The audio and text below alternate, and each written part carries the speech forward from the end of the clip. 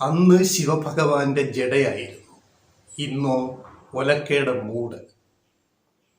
തേക്കിൻകാടിനെ പറ്റിയാണ് ഈ പറയുന്നത്.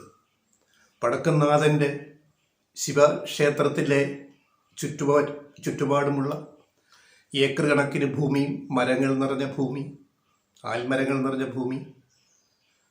ആൽമരം ഏറെ വിശിഷ്ടമാണ്. മുമ്പൊരിക്കൽ അവിടുത്തെ ഏതോ കമ്പ് മുറിച്ചപ്പോൾ, ആൽമരത്തിന് മുറിച്ചപ്പോൾ ഈ ആചാര സംരക്ഷകർ രംഗത്തെത്തിയിരുന്നു. സംഘപരിവാർ ഉൾപ്പെടെയുള്ളവർ. തുടരുത്, പിടിക്കരുത്, അത് ശിവന്റെ ജടയാണ്, ആൽമരം അനുവദിക്കത്തില്ല. ഇപ്പം പ്രധാനമന്ത്രി നരേന്ദ്രമോദി തൃശ്ശൂർ വരുന്നത് കൊണ്ട്, തേക്കിൻകാട് മൈതാനിയിൽ യോഗം ചേരുന്നത് കൊണ്ട് ശിവഭഗവാന്റെ ജട മുറിക്കുന്നു. ആർക്കും ഒരു പ്രശ്നവുമില്ല. അന്ന് പറഞ്ഞ പൈതൃക ഇപ്പോഴില്ല, അന്ന് പറഞ്ഞ ജട ഇപ്പോഴില്ല. ഇപ്പൊ ഒലക്കയുടെ മൂടാണ്, ഒലക്കയുടെ മൂട്. ഇതാണ് ആചാര സംരക്ഷണം. തക്കത്തിനൊത്ത്, തഞ്ചത്തിനൊത്ത് ആചാര സംരക്ഷണം. അയ്യോ, ഞങ്ങളുടെ ആൽമരം ഭഗവാന്റെ ആല് മുറിക്കുന്നു, ഞങ്ങളിത് സമ്മതിക്കത്തില്ല, ഞങ്ങൾ അനുവദിക്കത്തില്ല.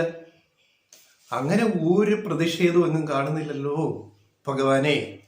എന്നിട്ട് ഒരു നിലവിളി ശബ്ദം പോലും കേൾക്കുന്നില്ല ആരുടെയും, ആചാര സംരക്ഷകരുടെ, പൈതൃക സംരക്ഷകരുടെ.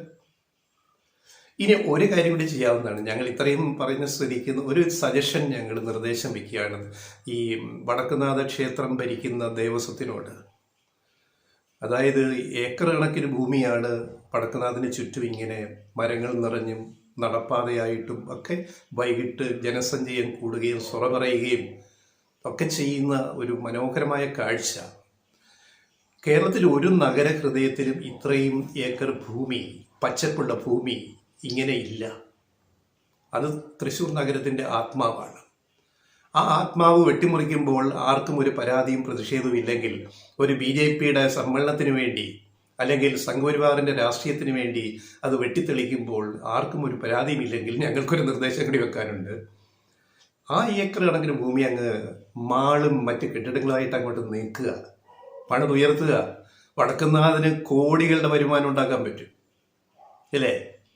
പിന്നെ പൂരവും ഒരു ഒലക്കയുടെ മൂടായിട്ടും കരുതിയാൽ പോരെ. ഈ മരങ്ങൾ മുറിക്കാമെങ്കിൽ പൂരം എന്ത് പൂരം, അത് ഒലക്കയുടെ മൂടാക്കി മാറ്റിയിട്ട് പൂരത്തെ പാടത്തേക്ക് തള്ളുക. പൂരം പാടത്തും നടത്താം, ഇവിടെ കച്ചവടം ചെയ്യാൻ കാശുണ്ടാക്കാം. തൃശ്ശൂരാണ് ഇപ്പോൾ പ്രധാന ശ്രദ്ധാ കേന്ദ്രം.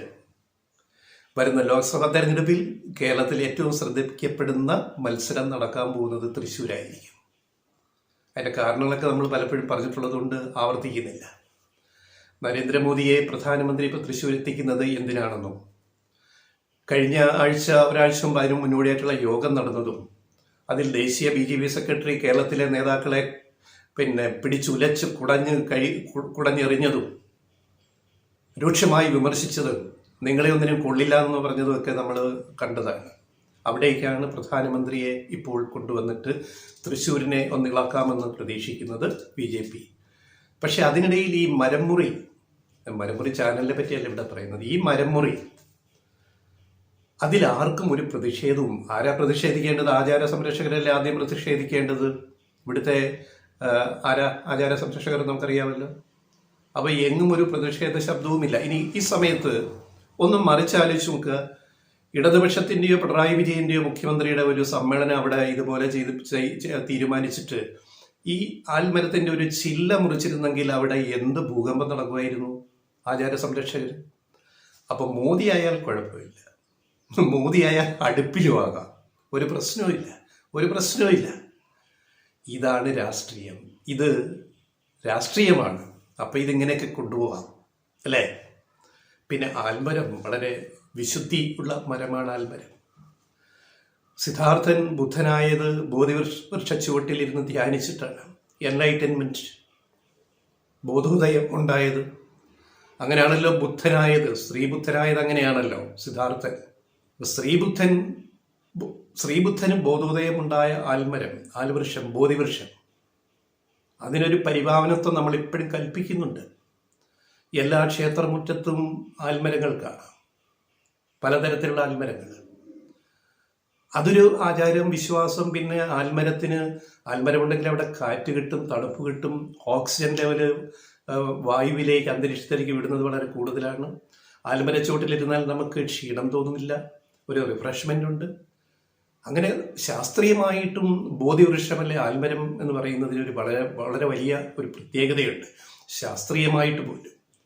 അങ്ങനെയുള്ളിടത്താണ് ഒരു സമ്മേളനത്തിന് വേണ്ടി ഇങ്ങനെ ആൽമരങ്ങളെ മുറിച്ച് തള്ളുന്നത്. ആർക്കും ഒരു പ്രതിഷേധവുമില്ല. എന്തു പറയാൻ?